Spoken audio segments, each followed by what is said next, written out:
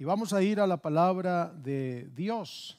Les invito para que leamos la Biblia en Romanos, el capítulo 12, el verso 12, un verso muy corto, pero muy profundo en el sentido del ejercicio de nuestra vida como creyentes en el Señor. Romanos, el capítulo 12, el verso 2, quisiera que, lo vamos a leer en la Biblia que usted tiene allí, la versión tradicional, Reina Valera. Romanos 12, 12 dice: gozosos en la esperanza, sufridos en la tribulación, constantes en la oración. Vamos a leerlo en la versión que tenemos, no sé si la pusieron en la TLA, ahí en la pantalla. Bien, ahí está. Ayúdenme a leerlo todos en voz alta. Mientras esperan al Señor, muéstrense alegres. Cuando sufran por el Señor, muéstrense pacientes. Cuando oren al Señor, muéstrense constantes. Padre, en esta mañana oramos una vez más y te pedimos que nuestra mente, nuestro entendimiento estén sujetos a tu Espíritu, que nuestro cuerpo, nuestra atención esté concentrada en tu palabra, porque anhelamos este pan espiritual. Háblanos a la mente, al corazón, a la voluntad. En el nombre de Jesús, amén. Mostrando nuestra esencia, es el título del mensaje de hoy, que tiene como propósito motivar al creyente a conservar su posición en Cristo y mostrar su fe a través de su actitud en tiempos inestables. La esencia se entiende como esencia aquello que es permanente y que constituye la naturaleza de las cosas. Eso que es invariable, la esencia, lo que conforma algo. En este caso hablamos del creyente como tal. ¿Cuál es la esencia? ¿Qué es eso que debe permanecer? ¿Cuál es la naturaleza? La esencia se trata de una noción que hace referencia a lo que es característico y lo que es más importante de una cosa. La esencia es lo que hace que un ser o un objeto sea lo que es. Esencia. ¿En qué consiste la esencia de un cristiano?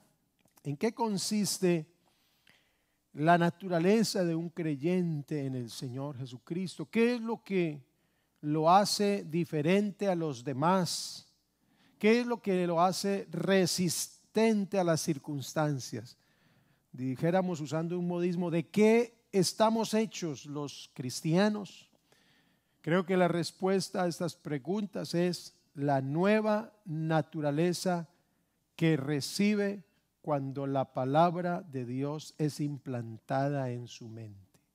Esa es la esencia. La esencia del cristiano consiste en el nuevo nacimiento, en la naturaleza que recibe en el nuevo nacimiento. El ser humano demuestra lo que verdaderamente es cuando experimenta circunstancias extremas, bien sea que lo favorezcan o que lo pongan bajo presión. En la adversidad o en la bendición, en la prosperidad, es que uno realmente demuestra quién es y de qué está hecho. En la riqueza o en la pobreza. El apóstol Pablo, por ejemplo, dijo: yo sé tener abundancia, sé vivir en escasez. Es decir, ni el dinero ni la necesidad afectan mi carácter. Todo lo puedo en Cristo que me fortalece.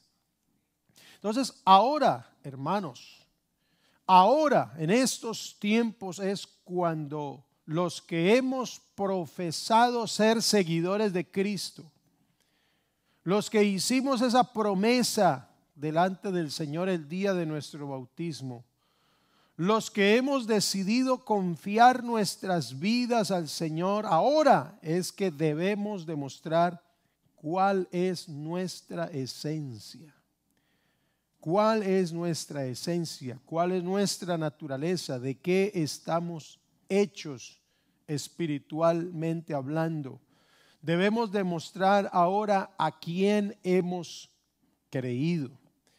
Para que las personas que aún no han definido su fe, que aún no han demostrado su confianza en Cristo Jesús, se sientan motivados al ver nuestras reacciones, al ver nuestro comportamiento, al ver nuestra actitud, al ver nuestro testimonio. En los versos que leímos, miren, o mientras esperan al Señor, muéstrense alegres; mientras sufran, muéstrense pacientes; cuando oren, muéstrense constantes. En estos versos el apóstol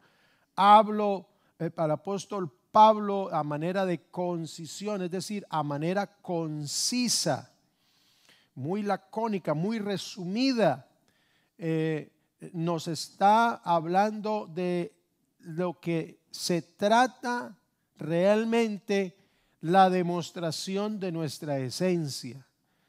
Un cristiano no demuestra ser cristiano solo porque lleva la Biblia al culto, porque hoy en día pues a veces no llevamos la Biblia, el libro pero la tenemos en el iPad o en el teléfono y uno la lee y eso no es problema. La palabra de Dios no es palabra de Dios porque esté escrita en el papel. Es el dicho de Dios, porque cuando no había libros, ni pergaminos, ni piedras donde se escribían, ni existía siquiera la escritura, entonces Dios se quedó sin palabra. No, la palabra del Señor es su dicho, es el poder de su autoridad.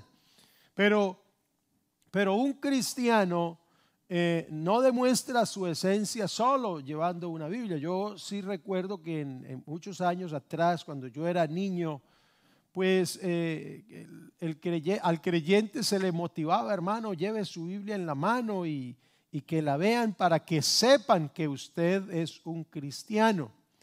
Pero como esto se ha popularizado tanto, no necesariamente tener una Biblia en la casa o llevarla o cargarla está hablando de nuestra esencia, de lo que somos. Recuerdo que algunos recién convertidos, porque aún les daba vergüenza que se burlaran, porque en mi país por lo menos cuando veían un evangélico por la calle, eso le gritaba: evangélico, y lo chiflaban y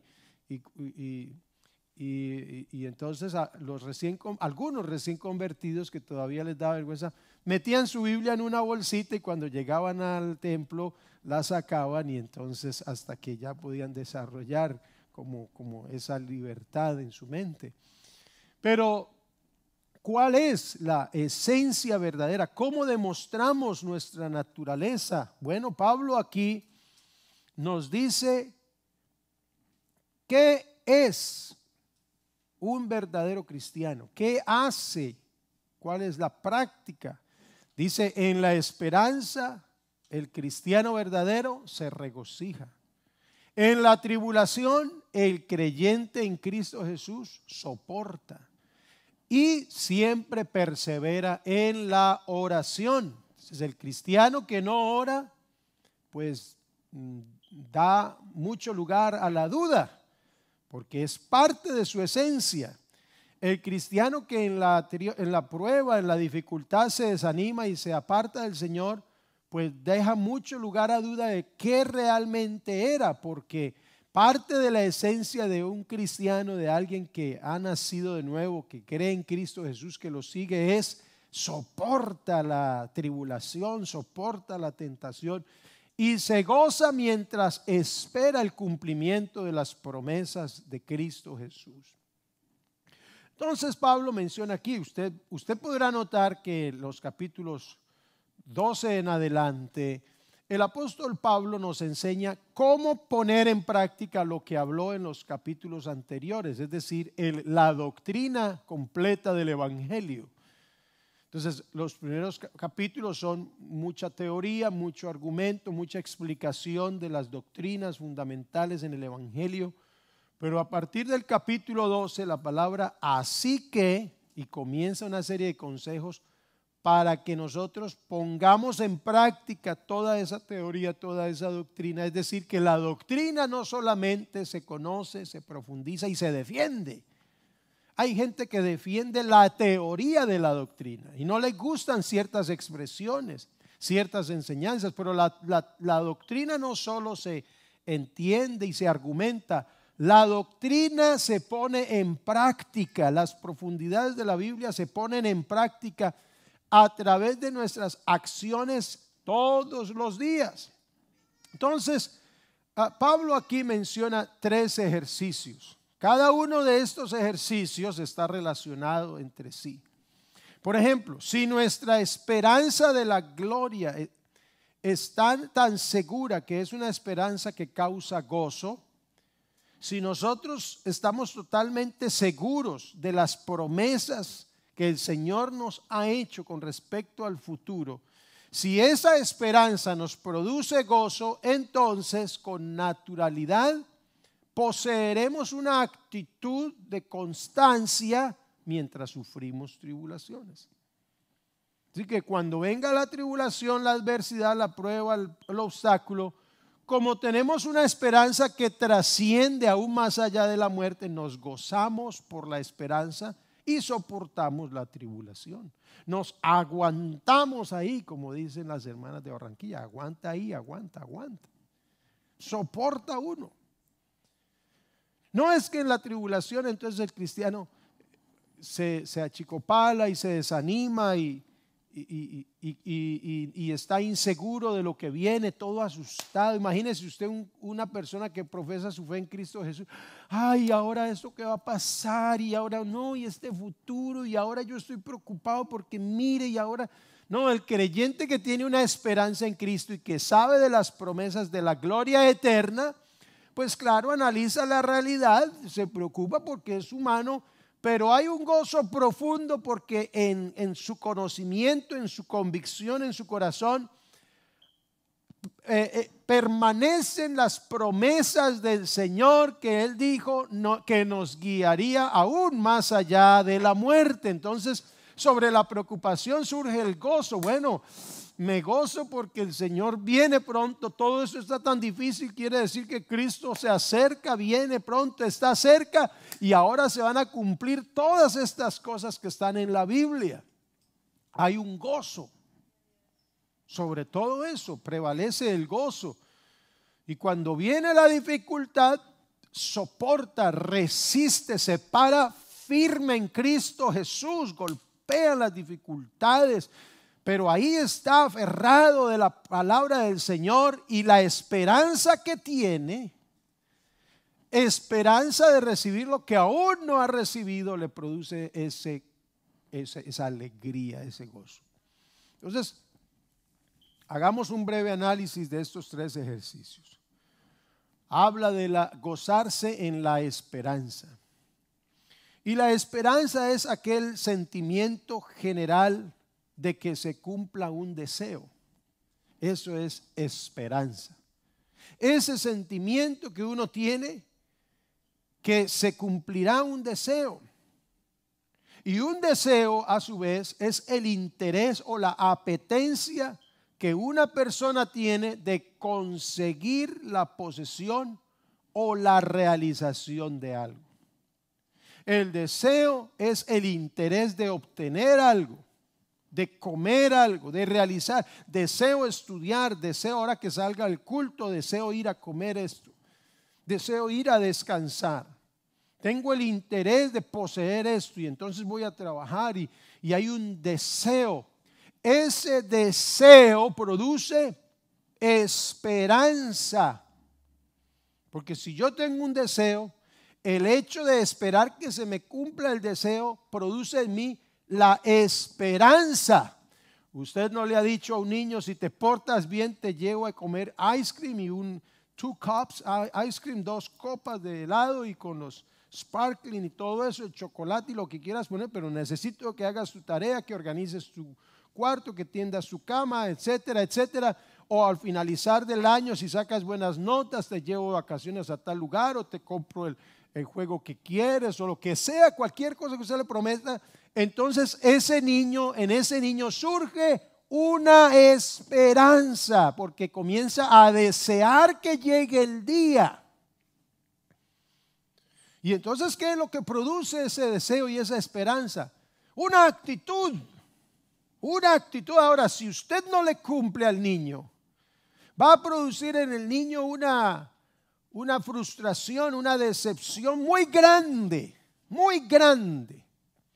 Pues nuestro Padre Celestial nos ha prometido: sé fiel hasta la muerte y te daré la corona de la vida. El que cree en mí tiene vida eterna.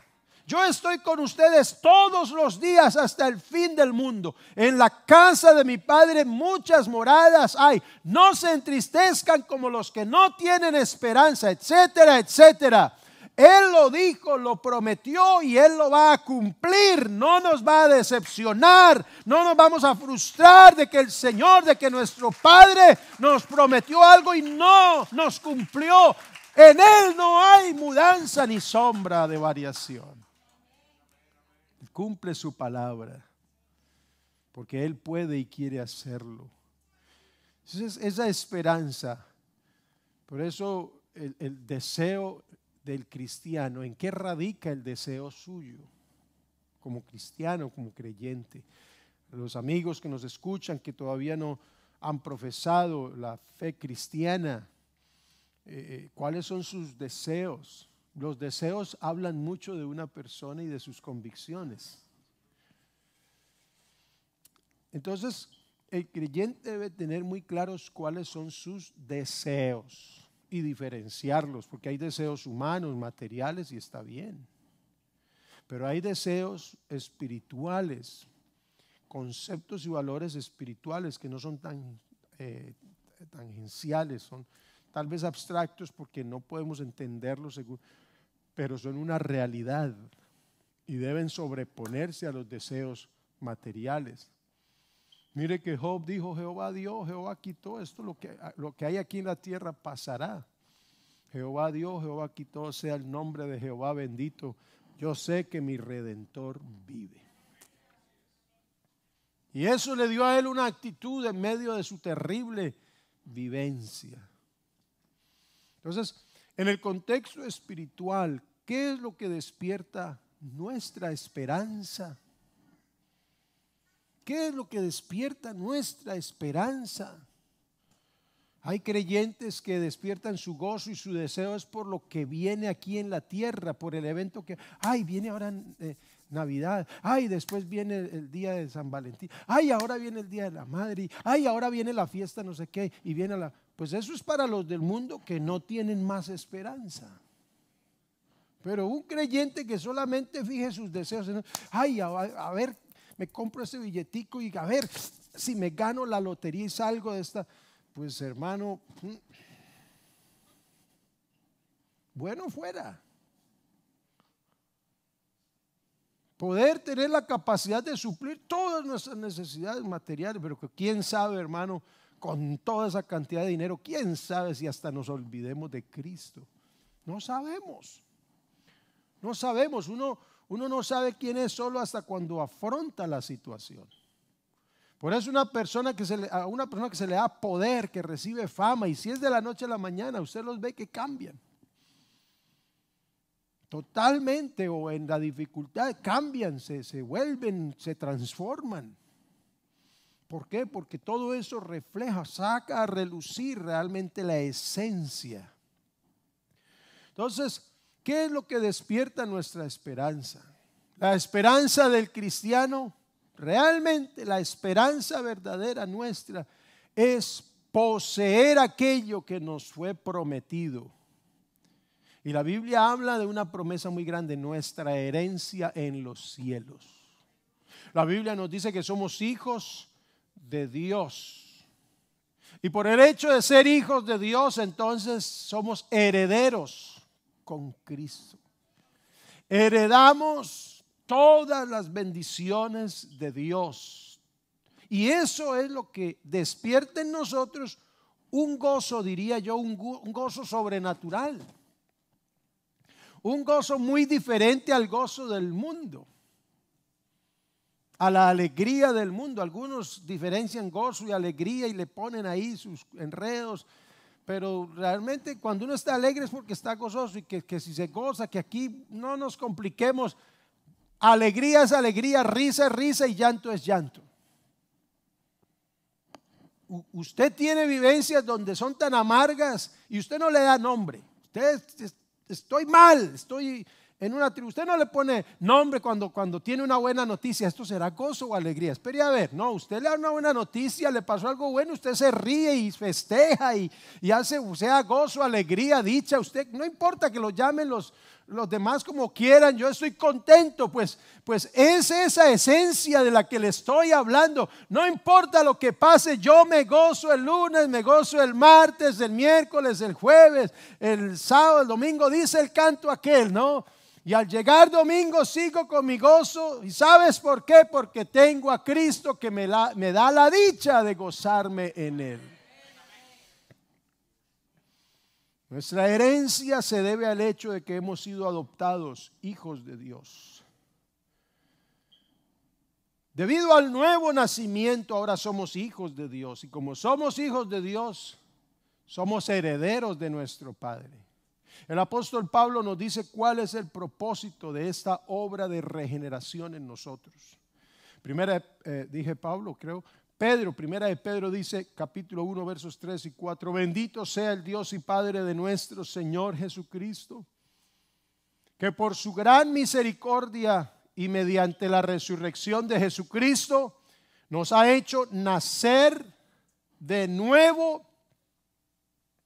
Nos ha hecho nacer de nuevo, ¿a qué? A una esperanza viva. Para eso es el nuevo nacimiento. Nos ha dado una esperanza viva, para que recibamos una herencia incorruptible, para que recibamos una herencia incontaminada e imperecedera. Mire la clase de herencia, porque hay herencias que se las roban bajo testamentos falsificados. La herencia puede recibirse y se va como agua, bueno, que sea. Pero esta herencia está reservada, no se corrompe, no se contamina, no se pierde. Está reservada en los cielos. Es la esperanza de llegar a esa meta, de obtener el deseo de obtener esto. Es la esperanza de recibir el premio, de recibir esta herencia, la esperanza de ver a Cristo Jesús, lo que verdaderamente debe motivarnos a mantenernos en rectitud y en consagración a Dios. El que es esencialmente cristiano, el que tiene una naturaleza verdadera como cristiano, su motivación no es una serie de normas y mandamientos. Hay gente que si no se le dan normas y regulaciones, entonces no puede vivir el cristianismo. Necesita de eventos, de programas, de calendarios. Cristiano no puede sacar un tiempo de oración si no se le pone un programa en la iglesia y no se le invita. Hay gente que si no se pone una fecha en el calendario para un ayuno, una vigilia, un tiempo de oración, no oran, porque no son en esencia cristianos, están esperando el programa. Y cuando lo realizan, entonces dice, bueno, ya lo hice, el evangelio de los méritos. Nosotros vivimos el evangelio de la gracia, es decir, que como ya somos, hacemos, y no hacemos para ser. Como ya somos hijos de Dios, nosotros hacemos la voluntad de Dios. Es el evangelio de la gracia. Entonces no hay necesidad, hermano y amigo, gloria al Señor si ponemos programas. Tenemos algunas actividades programadas y algunos horarios como para convocar y ponernos de acuerdo. Es válido, está bien, pero usted no puede depender solo de eso. Usted tiene una naturaleza, usted tiene una esencia. Y así nadie programe nada. Usted está consagrado a Dios. ¿Por qué? Porque tiene una motivación que lo impulsa. Es el deseo, la esperanza de un día ver a Jesucristo y ser como Él y verlo tal como Él es. De obtener ese premio, de terminar la carrera, de pelear la buena batalla. Su deseo de decir, llegué a la meta. De llegar al cielo, su deseo de la salvación es lo que lo debe motivar a uno.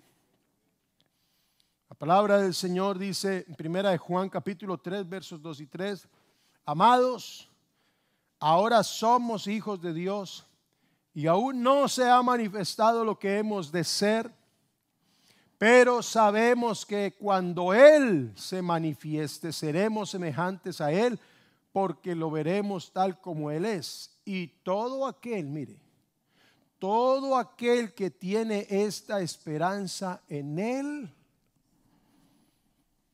mire, ahí está la motivación para que usted sea santo, para que usted sea recto en su manera de vivir, usted que se consagre, para que ore, para que estudie la Biblia, para que vaya a los cultos, sea en YouTube o venga usted. ¿Cuál es su motivación? No es para que me vean, no es para que me pongan en un cargo, no es para esto, para lo otro, no. Aquí está la motivación que dijo el Señor Jesucristo a través del apóstol Juan. Y todo aquel que tiene esta esperanza en Él se purifica a sí mismo, así como Él es puro. ¿Quién debe cuidar el testimonio? ¿Usted debe cuidar mi testimonio? ¿Usted me daña el testimonio a mí? ¿Usted comienza a hablar de otro y porque habla de otro le daña el testimonio a otro? ¿O habla bien de otro y le arregla el testimonio a otro? Eso es relativo. Es relativo. ¿Por qué?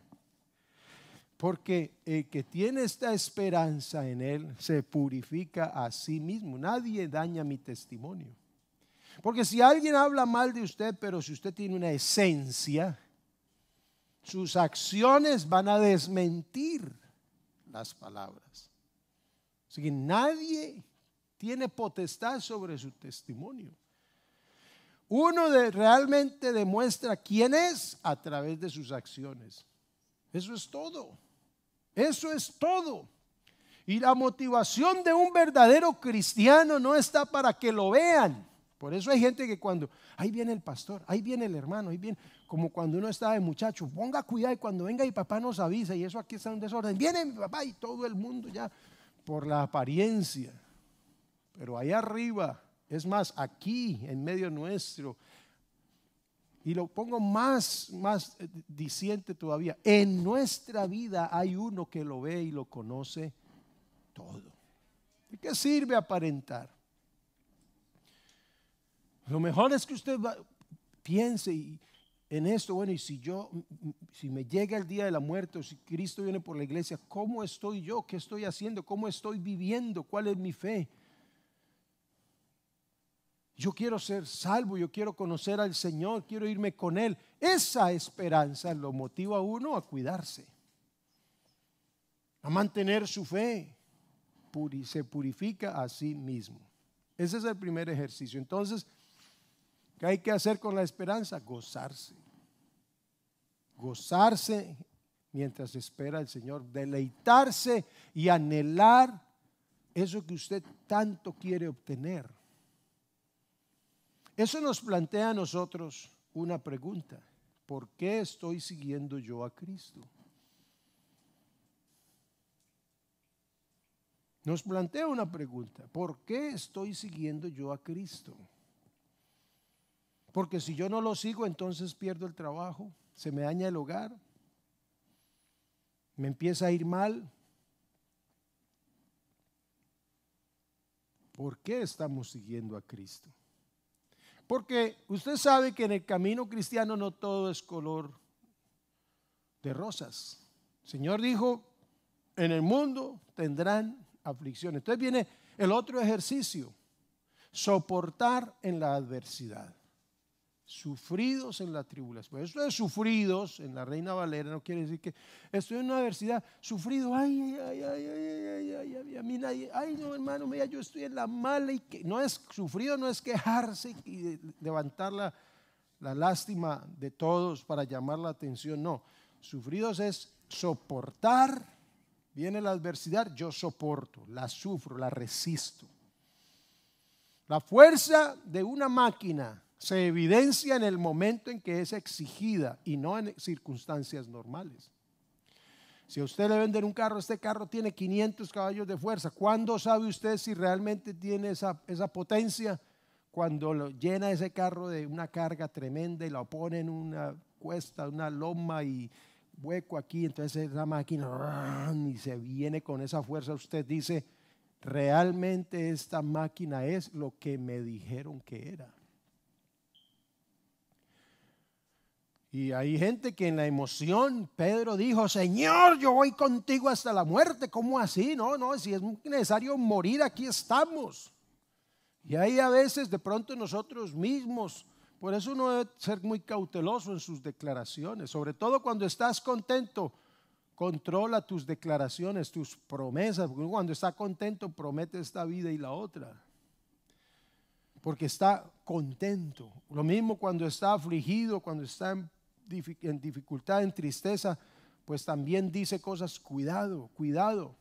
Porque hay creyentes que dicen, no, está mejor dicho, y de pronto juzgan a otros, condenan, no, vea, ese es un flojo, ese hermano, esa hermana, vea, no, yo aquí voy para allá, y mejor dicho, aquí seguimos, y esto, y una cantidad de cosas, y cuando viene la prueba, cuando golpea los vientos, el río y todo contra la casa, vemos a esa persona que decía y que de pronto estaba señalando a otros por allá, derribado, desanimado. Hermano, ¿qué pasó? ¿No has vuelto a los cultos? Mira, ya abrieron los cultos presenciales, inscríbete. Mira, no, hermano, yo no vuelvo por allá, vea esto y que lo otro. Pero usted no era el que decía que esto y que lo otro, por aquí, por allá.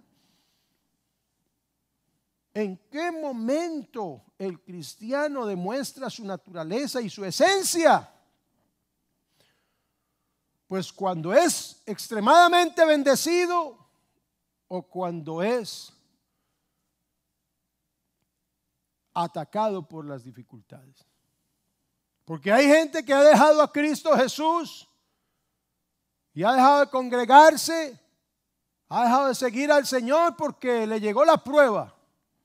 Pero hay otros que cuando han sido prosperados económicamente, materialmente, también se olvidan del Señor. Pablo tenía esto bien definido en su vida y en su fe. Y él sabía que cuando era débil, es decir, limitado y atacado por las circunstancias humanas, él aprendió que era el poder de Dios el que se perfeccionaba en su limitación. Es el poder de Dios el que evidencia en nosotros. ¿Cuándo? En el momento de la limitación o la debilidad. Ahí es donde se evidencia el poder de Dios en nosotros. Ahí es donde sacamos a luz nuestra fe, nuestras convicciones, nuestra esperanza. En un culto donde se manifiesta el Señor, donde todo el mundo está contento, ¿qué hace uno en ese culto? Disfruta y se deleita. Pero en ese momento todo el mundo es consagrado. Todo el mundo está listo para ir adelante. Y usted dice, ¿cuántos vamos a seguir a Dios? Amén. ¿Qué es lo que uno hace en el momento en que el Señor se manifiesta en el culto y hay algo bonito? Disfrútelo, se deleita. Eso es lo que uno tiene que hacer. Pero espérese, porque no todo es así. Usted cuando salga y cuando venga la tentación, cuando venga la dificultad, el ataque del enemigo, ahí es donde verdaderamente vamos a ver qué fue lo que hemos recibido.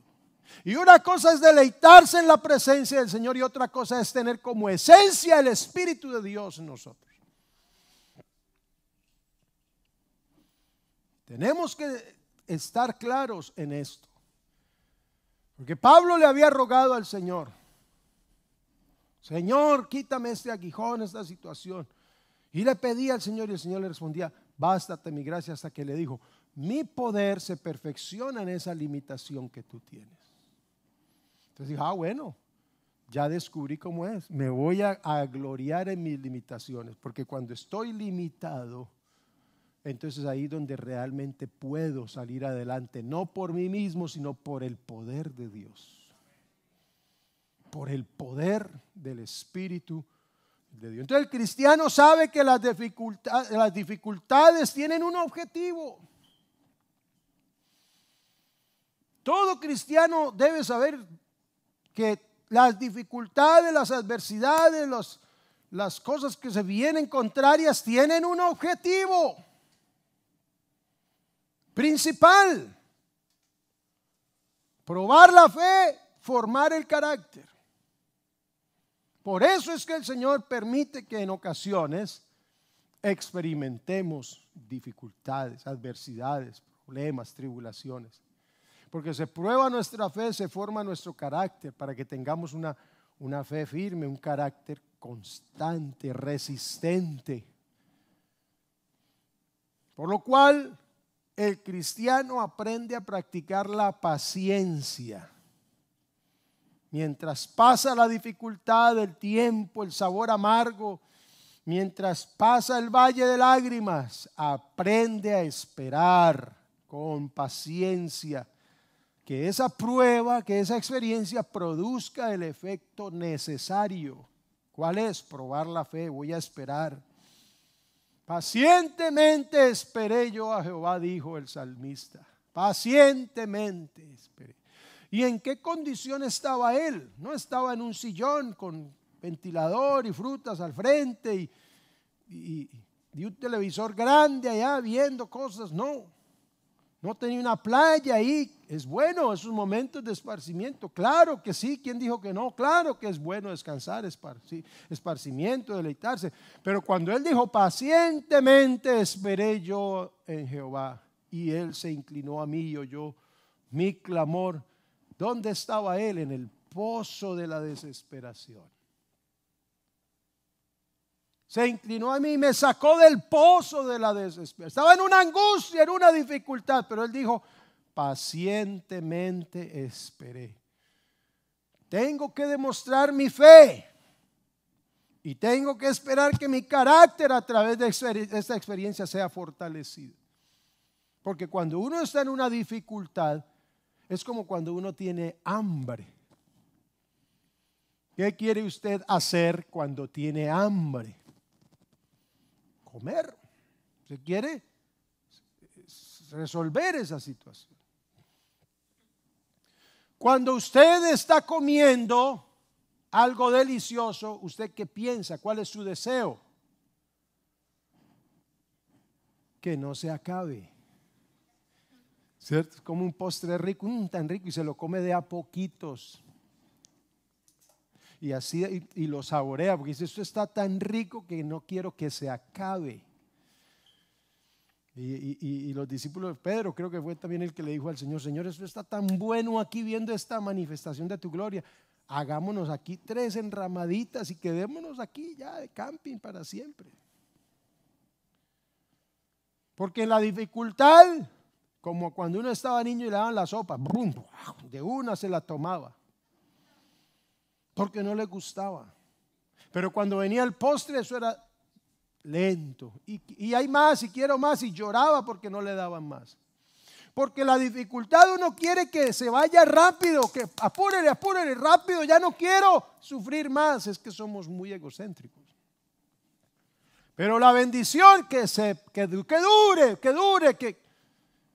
Pero el creyente debe, cuando empiece a saborear la amargura de la tribulación, debe concientizarse. Me toca esperar con paciencia hasta que yo pruebe mi fe y mi carácter se moldee. Entonces voy a tener paciencia, porque entre más se afane, más larga se le hace la espera.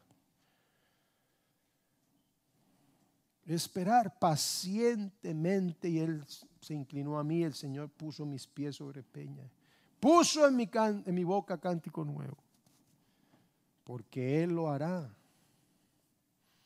Pero es necesario que esa prueba produzca el efecto que requiere. Romanos 5, versos 1 al 5 dice, Así pues, justificados por la fe, tenemos paz con Dios por medio de nuestro Señor Jesucristo, por quien tenemos también por la fe acceso a esta gracia en la cual estamos firmes y nos regocijamos en la esperanza de la gloria de Dios. Y no solo esto, que nos regocijamos en esa esperanza, sino que también nos regocijamos en los sufrimientos, porque sabemos que los sufrimientos producen paciencia o resistencia, y la paciencia o la resistencia produce un carácter aprobado.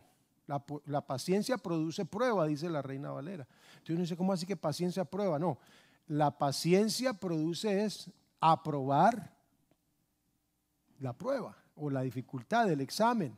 La paciencia o la resistencia produce un carácter aprobado. Y el carácter aprobado produce esperanza. Y esta esperanza no nos defrauda, porque Dios ha derramado su amor en nuestro corazón por el Espíritu Santo que nos fue dado. Ahí está el Espíritu de Dios en acción. Entonces Pablo está diciendo que en el tiempo de la tribulación y la adversidad, el cristiano debe perseverar, es decir, ser persistente. Eso es lo que quiere decir perseverar. Ser persistente, negarse a detener. Estoy en dificultad, pero no me detengo, yo sigo hacia adelante. Eso es persistir en la prueba, seguir hacia adelante. Quiere decir que las adversidades, en lugar de desanimarnos y detenernos, forman en nosotros un carácter y nos impulsan a continuar adelante. Una dificultad, una prueba debe formarnos, perfeccionarnos e impulsarnos para seguir al Señor. Y lo tercero es la oración. La oración. Constantes en la oración, dice el apóstol Pablo. Mire, en la vida cristiana, es decir, en nuestra relación con Dios, realmente que todo depende de la perseverancia en la oración. ¿Por qué? Porque es a través de la oración que mantenemos esa relación con el Señor. La oración es el ejercicio que fortalece la fe. Y la fe engendra esperanza. La fe eleva la esperanza a una expectativa. Y la esperanza alimenta nuestra paciencia en la tribulación. ¿Dónde nace todo? En la oración al Señor. La oración crea esa atmósfera de comunión. La oración crea la atmósfera de dependencia de Dios que permite sobrellevar con esperanza todas las situaciones adversas, aquellas que nos producen estrés. A través de la oración nosotros podemos sobrellevar toda esa tribulación, toda esa prueba, toda esa presión que nos trae la vida, pero también a través de la oración nos permite disfrutar con humildad y con equilibrio todas las abundantes bendiciones. La oración nos mantiene equilibrados. Prueba, oro. Bendición y abundancia, oro. Oro en la prueba para que la prueba no me desanime. Y oro en la bendición para que la prosperidad no me desconcentre. La oración al Señor. El cristiano que quiere mantener el gozo en su esperanza, el cristiano que quiera resistir en medio de la tribulación, debe orar en todo tiempo. Debemos persistir en la oración, porque la manera de mantenerse en la lucha y salir victorioso en la batalla es cuando dependemos y cuando confiamos en el poder de Dios, y eso lo hacemos cuando oramos. El creyente que no ora tiene una relación muy escasa con el Señor y está expuesto ante la dificultad, pero también está expuesto ante la bendición. Mira lo que dice Efesios el capítulo 6, verso 13. Por tanto, pónganse todas las piezas de la armadura de Dios para poder resistir al enemigo en el tiempo del mal. Así, después de la batalla, todavía seguirán de pie firmes. Verso 18. Oren en el Espíritu en todo momento y en toda ocasión. Manténganse alerta y sean persistentes en sus oraciones por todos los creyentes en todas partes. Entonces el texto que hemos leído, gozosos en la esperanza, sufridos en la tribulación, constantes en la oración, ese texto que nos tiene esta consideración en esta mañana, nos dice constantes, termina con esa palabra, con esa exhortación, constantes en la oración. ¿Qué es constante? Perseverar. Constante, perseverar en una causa hasta el punto de que sea una devoción. Algo que nos despierta a nosotros esa consagración, ese fervor. Constantes en la oración. No hagan nada sin que primero usted ore. No emprenda nada, no decida nada sin que primero usted ore. Ore en la mañana, ore al acostarse, ore para comer, ore para salir. Así sea una corta oración, no tiene que ser una oración ceremonial, una oración, no. Porque a veces lo que daña nuestras oraciones es tanta cosa ceremonial, tanta liturgia, oh Señor del cielo y de la tierra. No, usted ore y puede ir caminando y puede ir orando. Padre, ayúdame, guíame. Usted está en una dificultad, Señor Jesucristo, sus pensamientos están en Dios. Y Señor Jesucristo, las mamás yo creo que oran, Señor, multiplica este alimento. Y el Señor, y alcanza, y llegó el que menos esperaba y alcanzó. Y Señor, guarda a mis hijos, y los hijos, Señor, ayuda a mis padres. Y el soltero, Señor, dame una esposa. Y el casado, Señor, ayúdame a perseverar con mi esposa. Todo, hay que orar para todo, decía un amigo mío. Hay que orar para todo, decía Hugo Querubín. Para todo hay que orar, ore para todo. Y si usted se da cuenta, lo que la Biblia nos dice es oren sin cesar, oren a todo tiempo, constante la oración, oren. Y si usted ora, hermano, y no estoy hablando de esa oración religiosa en la que yo me paro a orar palabras bonitas y hasta en lenguas para que me vean, no estoy hablando de esa oración, le estoy hablando de la oración personal. De aquella que dijo Jesucristo, entra en lo secreto y mi Padre que ve en lo secreto te recompensará en público. Porque para persistir y mantenerse se necesita la oración privada. Para motivarnos unos a otros y mantener la solidaridad y la fraternidad, tenemos la oración pública. Porque me da mucho gusto saber cuando usted dice, hermano, estuve orando por usted. Y cuando dicen, oremos por el hermano Franklin, no dice, y todos comienzan, oremos por la hermana. Eso da gusto, eso motiva, eso produce comunión, fraternidad, solidaridad. Pero mi vida espiritual no se va a mantener con esa oración que usted. Yo tengo que orar por mí mismo en mi devoción privada siempre. Y mantendré yo esa fortaleza, esa estructura, esa esencia como cristiano. Judas 20 y 21 dice, pero ustedes, amados hermanos, sigan edificándose sobre la base de su santísima fe, oren en el Espíritu Santo y manténganse en el amor de Dios mientras esperan la misericordia de nuestro Señor Jesucristo para vida eterna. ¿Y por qué termina Judas diciendo eso? Porque está hablando todo su libro, su capítulo, libro de un capítulo, del peligro y de la amenaza de los falsos maestros, de los falsos apóstoles, de la falsa enseñanza. ¿Y cómo termina diciendo? Ustedes serán guardados de todo eso si oran en el Espíritu, si se mantienen en el amor de Dios mientras esperan la misericordia del Señor en oración. Hermanos, demostremos la esencia de lo que somos. Somos hijos de Dios. Somos una nación santa. Somos más que vencedores. Somos llamados, elegidos, fieles.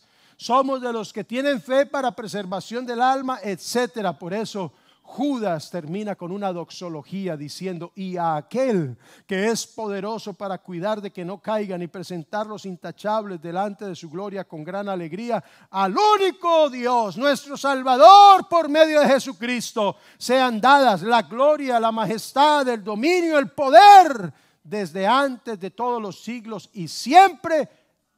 Amén. Porque dependemos del Señor. Él es el que puede darnos todo. Es el que puede hacer todo. Él es el que tiene todo el poder, el que nos sustenta, el que nos guarda, el que nos da, el que nos ha prometido y el que va a cumplir. Por eso debemos perseverar en la oración. Estemos en pie, hermanos.